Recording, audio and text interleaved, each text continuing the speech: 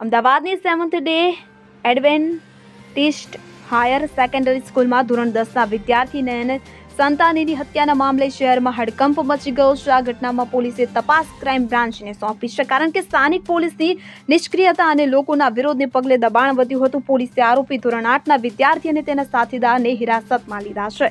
હત્યામાં વપરાયેલું ચાકુ પણ જપ્ત કર્યું છે. આ ઘટના બાદ ઇન્સ્ટાગ્રામ પર આરોપી અને તેના મિત્ર વચ્ચેની ચેટ વાયરલ થઈ છે, જેમાં આરોપીએ હત્યાની કબૂલાત કરી હોવાનું જણાય છે. ચેટમાં આરોપીએ નયનના શબ્દો "કોણ હે તું, શું કરી લેગા" નો ઉલ્લેખ કરીને હત્યાનું કારણ જણાવ્યું, જ્યારે તેના મિત્રએ ચેટ ડિલીટ કરવા અને ભાગી જવાની સલાહ આપી. પોલીસ આ ચેટની સત્યતા તપાસી રહી છે. બીજી તરફ વિદ્યાર્થીઓના પરિવારજનો અને સિંધી સમુદાયે સ્કૂલના સંચાલકો પર ગંભીર આક્ષેપો કર્યા છે, જેમાં ઘટના બાદ તાત્કાલિક મેડિકલ સહાય ન આપવી અને લોહીના ડાઘ ધોવા માટે વોટર ટેન્કર બોલાવવાનો સમાવેશ થાય છે. આ ઉપરાંત પરિવારજનોએ આરોપ લગાવ્યો છે કે સ્કૂલમાં ગુંડાગીરી, હથિયારો લઈ જવાની ફરિયાદોને અવગણવામાં આવી હતી. આ ઘટનાએ સ્કૂલની સુરક્ષા અને સંચાલન પર પણ સવાલ ઉભા કર્યા છે અને ક્રાઇમ બ્રાન્ચ હવે આ મામલાની ઊંડાણપૂર્વક તપાસ કરી રહી છે.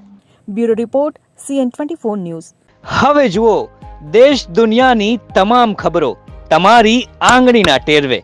ઉઠાવો મોબાઈલ અને Google Play Store પરથી ડાઉનલોડ કરો અમારી CN24 ન્યૂઝ મોબાઈલ એપ.